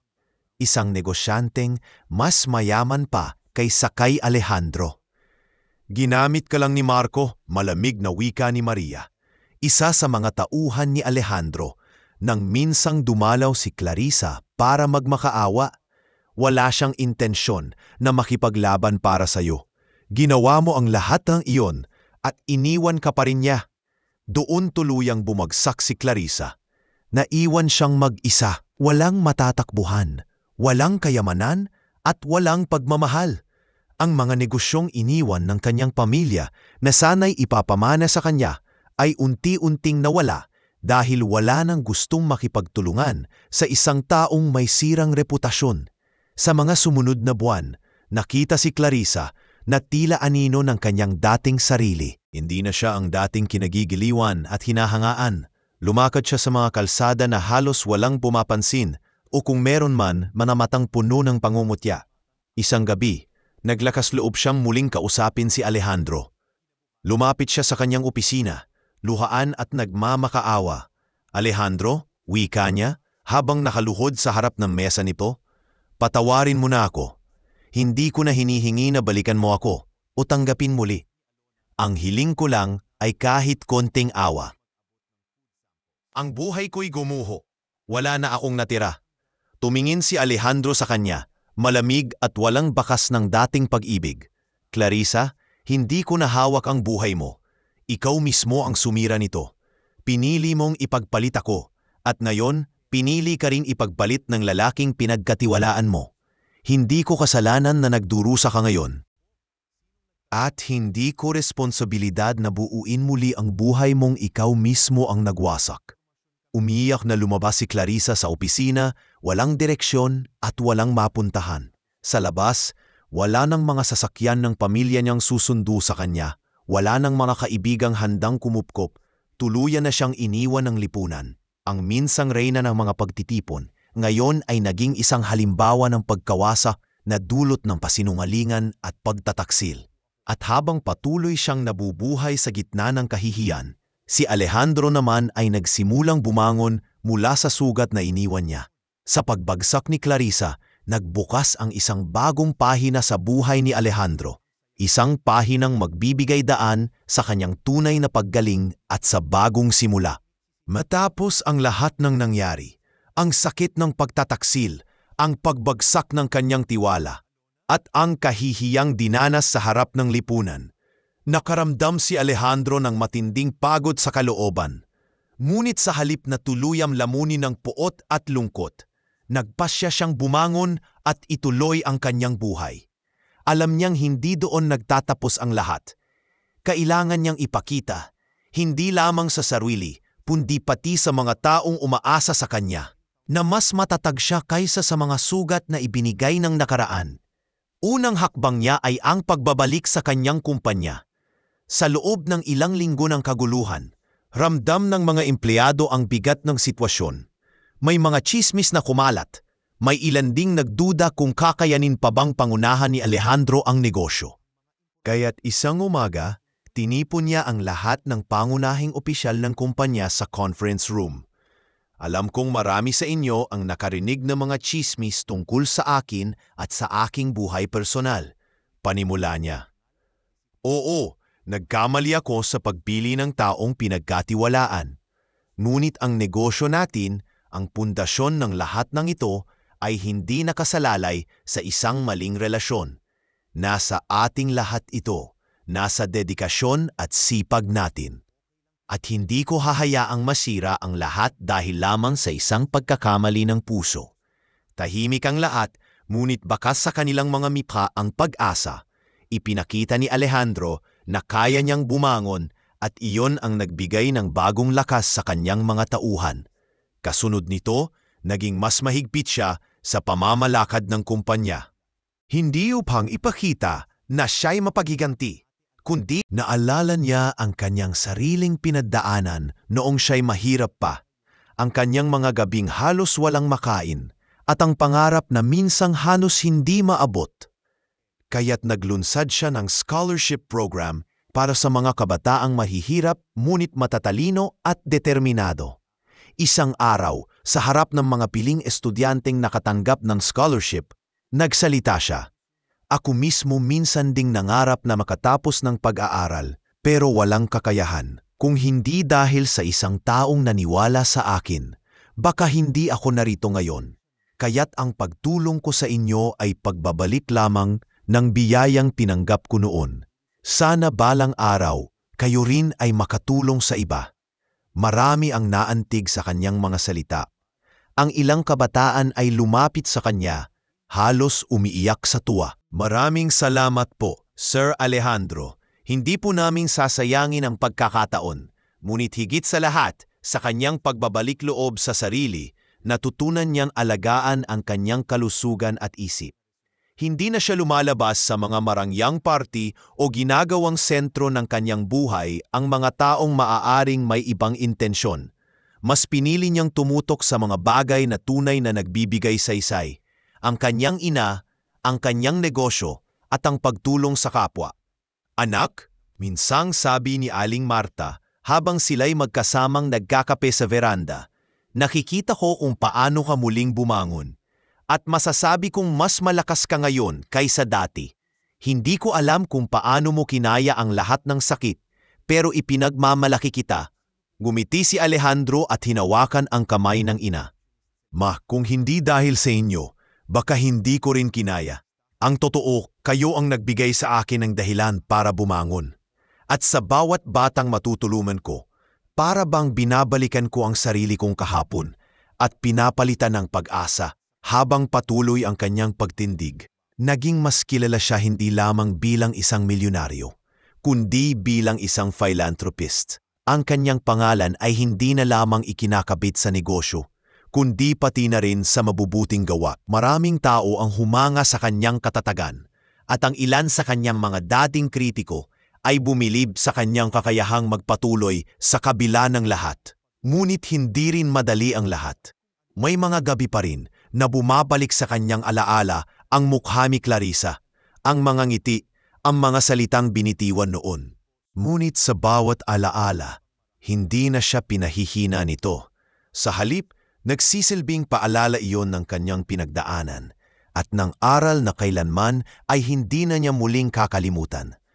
Na ang tiwala at pagmamahal ay hindi dapat ibinibigay ng basta-basta, lalo na kung hindi nakikita ang tunay na puso ng tao. At sa paglipas ng mga buwan, natutunan ni Alejandro na ang pinakamahalagang laban ay hindi ang laban sa mga kaaway o sa mga traidor, kundi ang laban sa sarili. Ang pagpili na bumangon, ang pagpili na magpatawad, at ang pagpili na magpatuloy. Ang sugat na iniwan ng nakaraan ay nanatili, ngunit sa bawat araw na lumilipas, ito'y nagiging peklat na lamang, isang paalala ng kanyang kahinaan noon at ng kanyang lakas ngayon. Sa huli, ang pagbagsak ni Clarissa ay naging nitsa ng bagong pag-angat ni Alejandro. At sa kanyang pagbangon, mas nakita niya ang kahulugan ng tunay na yaman. Hindi ang kayamanan sa bulsa, kundi ang kayamanang dala ng dignidad, malasakit at katapatan. Sa kabila ng lahat ng dagok at pait na kanyang pinagdaanan, hindi tuluyang isinara ni Alejandro ang kanyang puso. Oo, naghilom na ang mga sugat na iniwan ni Clarissa. Ngunit hindi iyon nangangahulugang wala ng puwang para sa panibagong simula. Sa halip, ang karanasang iyon ang nagturo sa kanya ng higit na kahulugan ng tunay na pagmamahal. Hindi ito nakikita sa magagandang salita o sa ganda ng itsura, kundi sa pagkilos, sa malasakit at sa katapatan. Isang araw, Habang dumadalo si Alejandro sa isang outreach program para sa mga batang mahihirap sa Tondo, nakilala niya si Marites, isang simpleng guro na nagboluntaryo para magturo sa mga bata roon. Hindi agad nahulog ang loob ni Alejandro sa kanya, ngunit agad niyang napansin ang sigla at kabutihang loob nito. Habang ang ibang mga boluntaryo ay madaling mapagod at nawawalan ng gana, si Marites ay nanatiling masigla, nakangiti at puno ng tiyaga. "Mga bata, malumanay ngunit masiglang," sabi ni Marites habang nagtuturo ng pagbasa gamit ang lumang chalkboard. "Hindi mahalaga kung mahirap tayo o wala tayong mamahaling gamit. Ang mahalaga ay hindi tayo sumusuko sa ating mga pangarap." Tahimik na pinanood ni Alejandro mula sa gilid, at sa kanyang puso, may naramdaman siyang matagal nang nawala. Isang uri ng paghanga na hindi niya maipaliwanag. Hindi ito kagaya ng naramdaman niya kay Clarissa, na agad siyang nahulog sa ganda at kinang ng pangalan. Ang kay Marites ay mas malalim, mas payak, ngunit mas totoo. Pagkatapos ng klase, lumapit si Alejandro at nagpasalamat. "Marites, saludo ako sa tiyaga mo. Ang hirap magturo ng mga batang tulad nila, pero nagagawa mong mapangiti sila." Mumiti ang guro, pawisan ngunit maliwanag ang muka. "Ginagawa ko lang kung ano ang tama, Alejandro. Lahat tayo may kakayahang magbigay kahit kaunti. Kung may konti tayong alam, dapat ibahagi natin. Kung may konting lakas, gamitin natin para sa iba. Ganun lang kasimple." Nang gabing iyon, hindi maalis ni Alejandro sa isip ang mga salita ni Marites. Sa unang pagkakataon matapos ang lahat, nakaramdam siya ng kapayapaan at pag-asa. Lumipas ang mga linggo at mas dumalas ang kanilang pagkikita. Hindi ito dahil sadyang hinahanap niya si Marites, kundi dahil tila kusang nagtatagpo ang kanilang mga landas sa iba't ibang programa. Si Marites ay palaging nariyan, dala ang kanyang malasakit, at si Alejandro namay palaging humahanga. Minsan, inimbitahan niya itong sumama sa kanya sa probinsya upang makita ang paaralang itinayo niya para sa mga kabataan roon. Sa unang pagdating ni Marites, agad niyang pinuri ang kagandahan ng tanawin. "Ang ganda rito," sabi ni Marites, habang pinagmamasdan ang mga palayan. "Ang hangin, sariwa, hindi tulad sa Maynila na laging maingay." "Oo," sagot ni Alejandro, bahagyang nakangiti. "Dito ako lumaki, dito ko natutunan ang halaga ng pagsusumikap, at dito rin ako natutong mangarap." Habang naglalakad sila sa tabi ng palayan, biglang tinanong ni Alejandro, "Marites, hindi ka ba natatakot mabuhay ng ganito? Payak, mahirap minsan, puno ng sakripisyo." Umiling si Marites at numiti. "Hindi ako natatakot. Alam kong hindi ako magiging mayaman. Pero alam kong may halaga ang ginagawa ko. Ang tunay na yaman, Alejandro, hindi pera.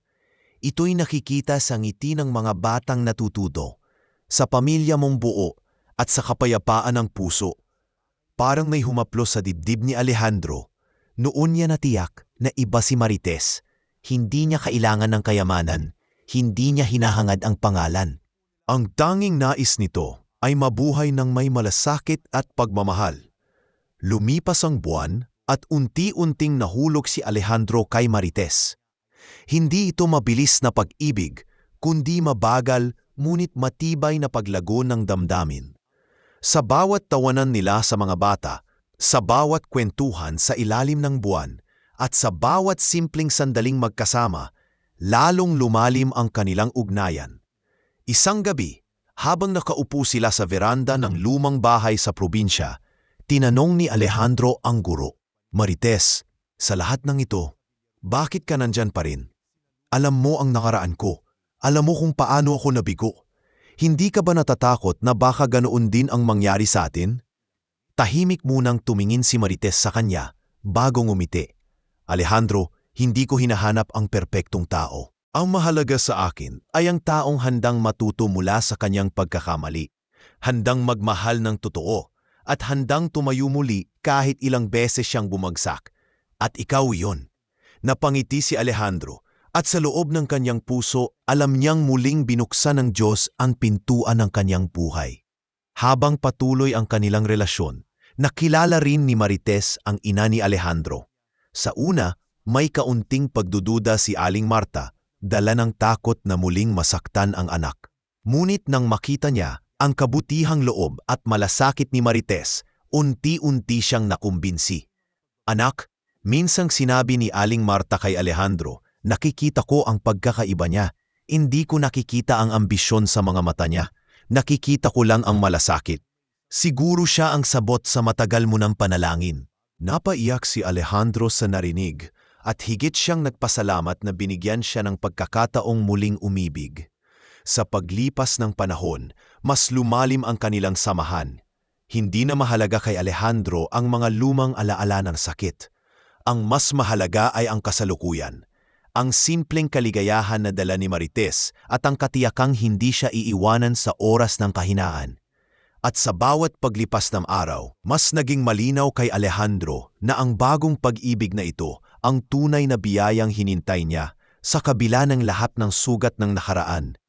Makalipas ang ilang buwan mula nang makilala at tuluyang lumapit si Alejandro kay Marites, unti-unti na ring bumabalik ang sigla ng kanyang puso at isip. Ngunit gaya ng anumang sugat, may mga pagkakataon pa ring bumabalik ang alaala ng nakaraan. At isang araw, ang nakaraan mismo ang lumapit sa kanya, si Clarissa. Nang araw na iyon, inimbitahan si Alejandro na maging panauhin sa isang malaking fundraising event para sa mga batang lansangan. Bilang isa sa mga kilalang negosyanteng tumutulong sa kapwa, karaniwan na para sa kanya ang dumalo sa mga ganitong pagtitipon. Kasama niya si Marites, nakangiti at masigla, habang bumabati sa mga kapwa negosyante at guro na nandoon. Ngunit, hindi inaasahan ni Alejandro na sa kabilang dulo ng bulwagan, makikita niyang muli ang babaeng minsang naging bahagi ng kanyang buhay, si Clarissa. Hindi na ito ang dating sosyal na Clarissa na puno ng kumpiyansa. Nakasimpleng damit lamang ito. Halatang nagbago ang tindig at may bakas ng pagod sa mukha. Marami sa mga panauhin ang nagbulungan nang makita silang muli. Siya ba yun? Si Clarissa? Bulong ng isang ginang. Hindi ko akalaing magpapakita pa siya sa ganitong event. Napatingin si Alejandro kay Marites na agad namang napansin ang tensyon sa kanyang mga mata. Andyan siya ano? Tanong ni Marites, banayad ang tinig. Tumango si Alejandro. Oo, hindi ko akalaing magkikita pa kami sa ganitong paraan. Habang abala ang mga tao sa programa, naglakas loob si Clarissa na lumapit kay Alejandro. Nakayuko siya at may halong kaba sa bawat hakbang. Paglapit niya, huminga siya ng malalim bago nagsalita. Alejandro, mahinang wika niya. Pwede ba kitang makausap sandali? Tahimik na tumingin si Alejandro sa kanya. Ano pa ba ang kailangan mong sabihin? Clarissa, napalunok ang babae. Halatang nanginginig ang boses. Gusto ko lang humingi ng tawad. Alam kong huli na ang lahat. Alam kong sinira ko ang lahat ng tiwala mo. Pero dala ko ang bigat ng nagawa ko araw-araw. Hindi ko na kayang itago. Gusto ko lang sanang humingi ng kapatawaran. Hindi para bumalik, kundi para man lang gumaan ang kalooban ko. Sa puntong iyon, napatingin si Alejandro kay Marites. Natahimik lamang na nakamasid sa kanila mula sa di kalayuan. Kita sa mga mata nito ang pag-unawa. Huminga ng malalim si Alejandro bago nagsalita. Clarissa, matagal akong naghintay na makita ang tunay mong kulay. At nang makita ko, halos gumuho ang buong mundo ko. Ngunit sa kabila ng lahat, natutunan ko na rin na hindi ako dapat manatiling bihag ng galit. Nag-angat ng tingin si Clarissa, luhaan. Ibig sabihin ba nito, pinapatawad mo ako? Tumango si Alejandro, pinapatawad kita Clarissa. Hindi dahil karapat-dapat ka, kundi dahil ayaw ko nang dalhin ang bigat ng nakaraan. Pero wag mong asahang babalik ang dati. Ang tiwala, kapag sinira, hindi na basta-basta maibabalik. Tuluyang napahagulgol si Clarissa doon mismo sa gitna ng bulwagan. Ang ilan sa mga tao ay lumapit upang aluin siya, ngunit hindi na siya nagdagal. Lumabas siya ng bulwagan, dala ang bigat ng kanyang nagawa ngunit may bahagyang gaan sa dibdib dahil sa kapatawaran ni Alejandro. Pagbalik ni Alejandro kay Marites, ngumiti ito at banayad na nagsabi, "Ang lakas mo, Alejandro." Hindi lahat ng tao kayang magpatawad ng ganyan. Ngumiti si Alejandro at hinawakan ang kamay ni Marites. "Hindi ko siguro kakayanin kung wala ka. Ikaw ang nagturo sa akin na may saysay pa rin ang malasakit at pagmamahal kahit masakit ang nakaraan." Mula noon, tuluyang isinara ni Alejandro ang pinto ng kanyang puso para kay Clarissa, hindi sa pamamagitan ng galit, kundi sa pamamagitan ng kapatawaran at pagtanggap. Ang nakaraan ay bahagi ng kanyang kwento, ngunit hindi na ito kailanman magiging hadlang sa kanyang bagong buhay. At sa piling ni Marites, natutunan niyang tunay na mahalaga ang mga taong handang manatili at magmahal kahit sa pinakamahirap na yugto ng buhay. Ang nakaraan ay nagsilbing aral at ang kasalukuyan ay nagiging pundasyon ng kanyang bagong paglalakbay tungo sa mas payapang bukas. Pagkalipas ng pagkikita muli nina Alejandro at Clarissa, tuluyan nang isinara ni Alejandro ang kabanata ng kanyang nakaraan. Sa wakas, magaan na ang kanyang dibdib. Ang pagpapatawad ay hindi nagbalik ng tiwala, ngunit nagbigay ito ng kapayapaan. Mula noon, mas naging malinaw sa kanya ang dapat tahakin, ang buhay na kasama si Marites. Ang babaeng nagbigay liwanag at katiyakan sa kanya. Lumipas ang mga buwan at lalo pang lumalim ang relasyon nila ni Marites. Hindi na ito simpleng pagkakaibigan o pagtutulungan sa mga outreach programs. Isa-isa nilang ibinabahagi ang kanilang mga pangarap, ang kanilang mga takot, at ang kanilang mga plano para sa kinabukasan. Tuwing gabi, nag-uusap sila sa veranda ng bahay ni Alejandro, tumatanaw sa mga bituin habang magkahawak ang kamay. "Minsan naiisip ko," sabi ni Alejandro, "paano kung hindi tayo nagtagpo? Paano kung hindi kita nakilala? Baka hanggang ngayon, puno pa rin ako ng galit." Ngumiti si Marites at sumagot, "Siguro ma, pero naniniwala ako na lahat ng bagay may dahilan. Nakilala mo ako sa oras na kailangan mo ng pag-asa. At nakilala kita sa oras na kailangan ko ring makita na may mga taong tunay na handang tumulong. Sa kanilang ugnayan, naging natural ang pag-usad. Hindi na ito katulad ng relasyon niya kay Clarissa na punong-puno ng engranding palabas at pakitang tao. Kay Marites, lahat ay payak, ngunit totoo. Kasama niyang nagluluto sa kusina, nagtuturo sa mga bata, at nagbabalik loob sa mga lugar na dati tinalikuran niya. Isang araw, inimbitahan ni Alejandro si Marites na dumalo sa isa sa kanyang mga corporate meetings. Hindi ito karaniwan, ngunit nais niyang ipakilala ito sa kanyang mga empleyado. "Mga kasama," wika ni Alejandro sa harap ng kanyang mga managers at staff, "gusto ko kayong ipakilala kay Marites. Siya ang dahilan kung bakit mas malinaw na sa akin ngayon ang direksyon ng ating kumpanya. Hindi lang para sa kita, kundi para sa kabutihan ng mas maraming tao." Nagpalakpakan ng lahat at si Marites ay nahihiya ngunit nakangiting nagpasalamat. Sa puntong iyon, ramdam ni Alejandro ang pagtanggap ng lahat kay Marites bilang bahagi ng kanyang buhay. Maging ang ina ni Alejandro ay lubos na natuwa. "Anak," sabi ni Aling Marta habang magkasamang naglalakad sa hardin, "ngayon lang ulit kitang nakitang ganito kasaya. Noon, lagi kang may dalang bigat, pero ngayong kasama mo siya, nakikita ko ang liwanag sa mata mo." Ngumiti si Alejandro at niyakap ang ina. "Ma, siya ang bagong yugto ng buhay ko. Hindi na ako matatakot magmahal ulit dahil alam kong totoo siya." Habang lumalalim ang kanilang relasyon, naging katuwang ni Marites si Alejandro sa mga proyekto para sa mahihirap. Itinatag nila ang isang foundation na nakatuon sa edukasyon ng mga bata sa probinsya. Si Marites ang namahala sa mga programang pang-edukasyon, habang si Alejandro naman ang nagbigay ng pondo at gabay. "Hindi ko akalaing makakagawa tayo ng ganito kalaki," ani Marites habang tinitingnan ang bagong tayong paaralan sa isang liblib na baryo. Ngayon, hindi na kailangang maglakad ng ilang kilometro ang mga bata para lang makapasok sa klase. "Totoo," sagot ni Alejandro, hawak ang kamay ng guro. Ito ang tunay na dahilan kung bakit ako nagtagumpay. Hindi para sa sarili, kundi para sa iba. Sa opisina, naging inspirasyon din ang kanilang pagmamahalan. Maraming empleyado ang nagsabi na mas naging makatao ang pamamalakad ng kumpanya. "Sir," sabi ng isa sa kanila, "ibang-iba na kayo ngayon. Mas nakikita namin na ang negosyo ay hindi lang para sa pera.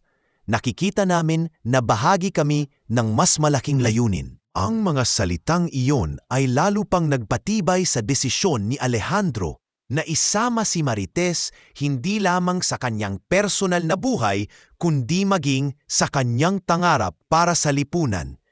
Isang gabi, habang naglalakad sila sa tabing dagat matapos dumalo sa isang event, huminto si Alejandro at tinitigan si Marites. "Marites," aniya, "matagal ko nang iniisip ito. Hindi ko na kailangang maghintay pa. Gusto kong ikaw ang makasama ko sa bawat umaga at gabi.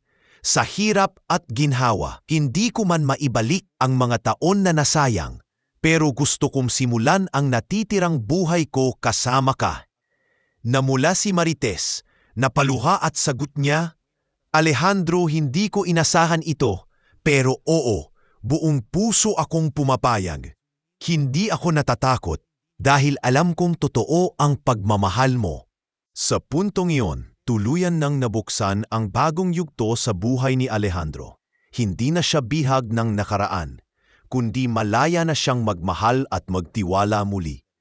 At ang bagong kabanatang ito ay puno ng pangako hindi lamang para sa kanila, kundi para sa lahat ng taong maaabot ng kanilang malasakit at pagmamahal.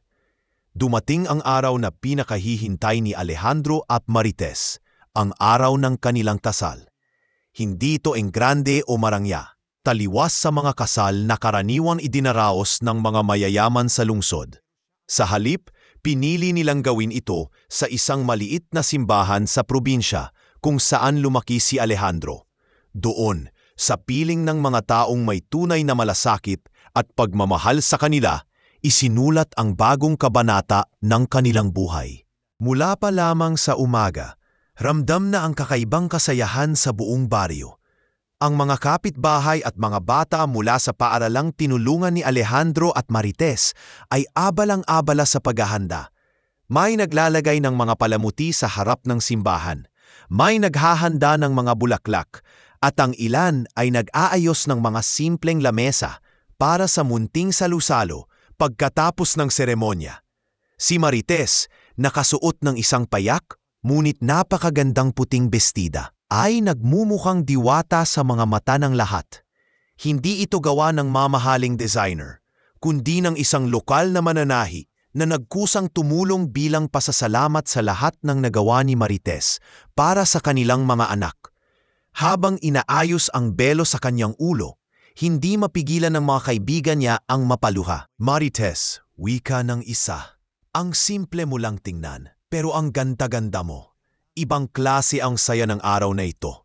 Mumiti si Marites at mahigpit na hinawakan ang kamay ng kaibigan.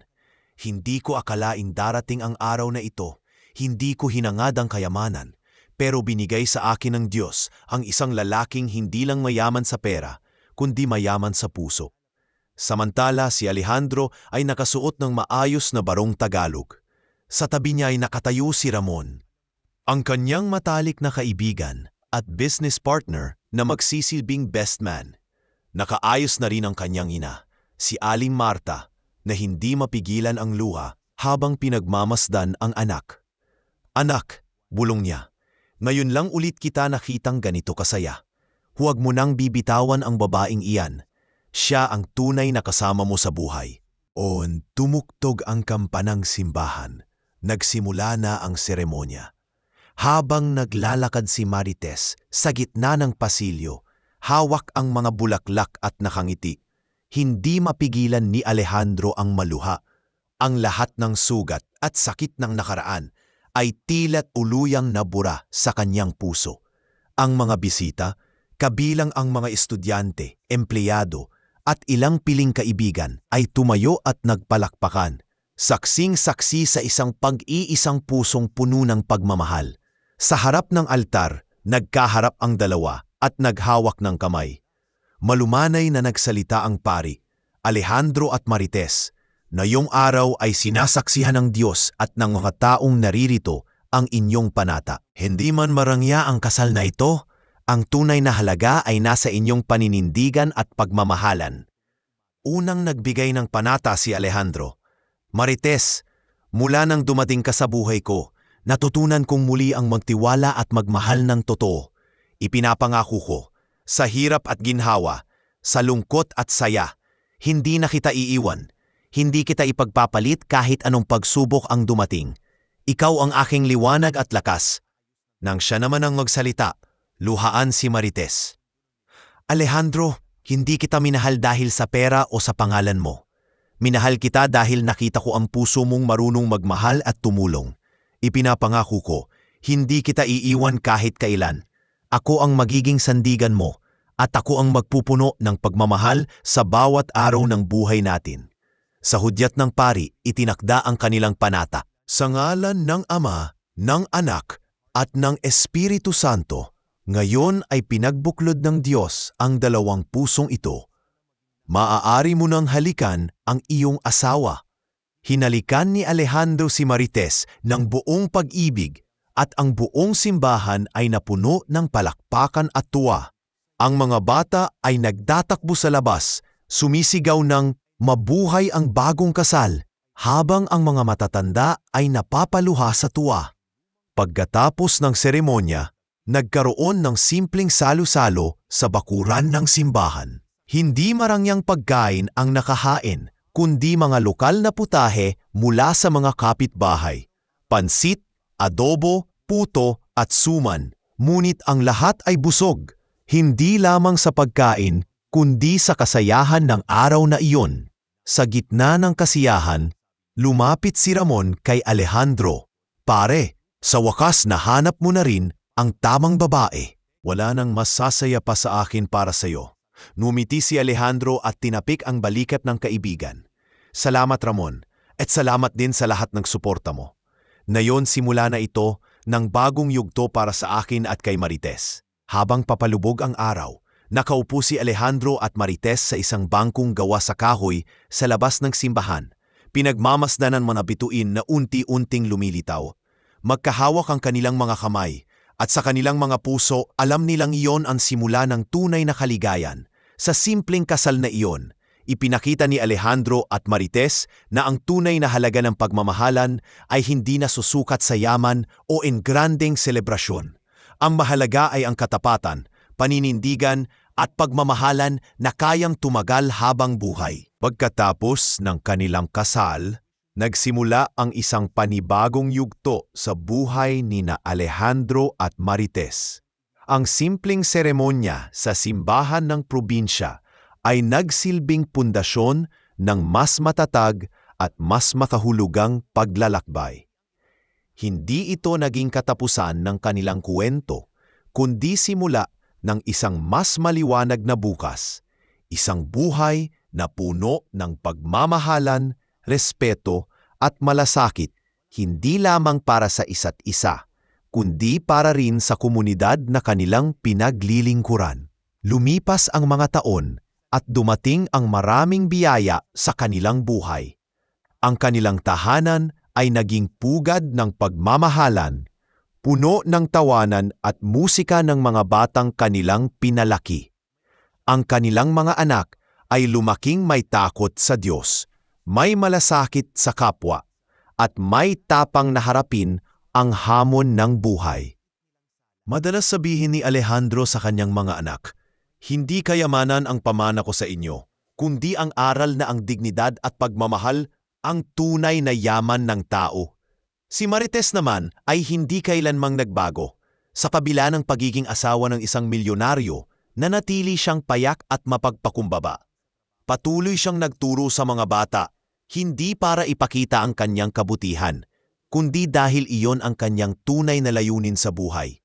Madalas siyang puntahan ng mga magulang sa baryo upang magpasalamat sa pagtuturo at paggabay sa kanilang mga anak. "Ma'am Marites," sabi ng isang ina, "kung hindi dahil sa inyo, baka hindi natutong magbasa ang anak ko. Salamat po, dahil binigyan niyo ng pag-asa ang pamilya namin." Numiti lamang si Marites at tumugon, "Hindi po ako ang dapat pasalamatan, kundi ang tiyaga at pagmamahal ninyo sa inyong anak. Ako'y instrumento lamang." Samantala si Alejandro ay lalo pang nakilala sa lipunan. Ngunit ang pagkakakilala sa kanya ay hindi na lamang bilang isang matagumpay na negosyante. Siya na ngayon ay kilala bilang isang haligi ng kabutihan. Isang taong hindi lamang nagpayaman para sa sarili, kundi ginamit ang kanyang yaman upang magbigay pag-asa sa iba. Ang kanyang foundation ay lumaki at nakapagpatayo ng maraming paaralan at ospital sa iba't ibang bahagi ng bansa. "Sir Alejandro," sabi ng isang lokal na alkalde sa pagbubukas ng bagong ospital, "hindi lang kayo nagbigay ng tulong, nagbigay rin kayo ng inspirasyon. Ang kwento ninyo ay patunay na kahit gaano kabigat ang sugat ng nakaraan, maaari pa ring bumangon at magbigay liwanag sa iba." Hindi na lamang ang kanyang negosyo ang naging pamana niya, kundi pati ang mga aral at inspirasyon na iniwan niya sa bawat taong nakasalamuha niya. Si Clarissa naman, matapos ang lahat ng nangyari, ay namuhay ng tahimik at malayo sa mata ng publiko. Hindi na siya muling nag-asawa. Ang buhay niya ay ginugol sa paghahanap ng kapayapaan at pagtanggap sa sarili. May mga balitang siya'y nagsimulang tumulong din sa mga charitable works, marahil bilang paraan ng kanyang pagbabayad sa mga pagkakamaling nagawa. Bagamat hindi na sila muling nagkaroon ng malalim na ugnayan, hindi ikinaila ni Alejandro na natutuwa siya sa pagbabagong iyon. Isang araw, habang nakaupo si Alejandro sa kanilang beranda kasama si Marites at ang kanilang mga anak, napatingin siya sa langit at napangiti. "Marites," wika niya, "ang dami kong pinagdaanan bago kita nakilala. Kung minsan iniisip ko, baka kailangan kong dumaan sa lahat ng sakit na iyon para mas lalo kong ma-appreciate ang pagdating mo sa buhay ko." Ngumiti si Marites at humilig sa balikat niya. "Siguro nga, Alejandro, lahat ng bagay may dahilan. At ang mahalaga na yon ay narito tayo, buo, masaya at may layuning makatulong." Sa paglipas ng panahon, ang kwento ni na Alejandro at Marites ay naging alamat sa kanilang komunidad. Maraming kabataan ang lumaki na naririnig ang kanilang kwento. Ang milyonaryong minsang niloko at pinagtaksilan, ngunit muling bumangon, nagpatawad at natutong magmahal ng tunay. Sa bawat pagtitipon ng komunidad, hindi nawawala ang pagbanggit sa kanilang halimbawa. Kung si Alejandro nga ay nakaya ang lahat ng iyon, madalas sabihin ng mga matatanda, "Tayo pa kaya?" Walang imposibleng bumangon kung may pananampalataya at malasakit. At sa huling mga taon ng kanilang buhay, nanatiling payapa at masaya ang pamilya ni Alejandro. Hindi na niya hinangad ang mas malalaking negosyo o karangyaan. Ang kanyang yaman ay ginamit upang lumikha ng mas magandang mundo para sa mga susunod na henerasyon. Sa huli, natupad ang lahat ng aral na kanilang itinuro. Ang tunay na kayamanan ay hindi pera, kundi ang katapatan, pagmamahal at malasakit sa kapwa. At sa katahimikan ng kanilang tahanan, habang ang araw ay lumulubog, at ang kanilang mga anak at apo ay naglalaro sa bakuran, alam ni Alejandro na natagpuan na niya ang pinakamahalagang bagay sa mundo, ang tunay na kapayapaan ng puso.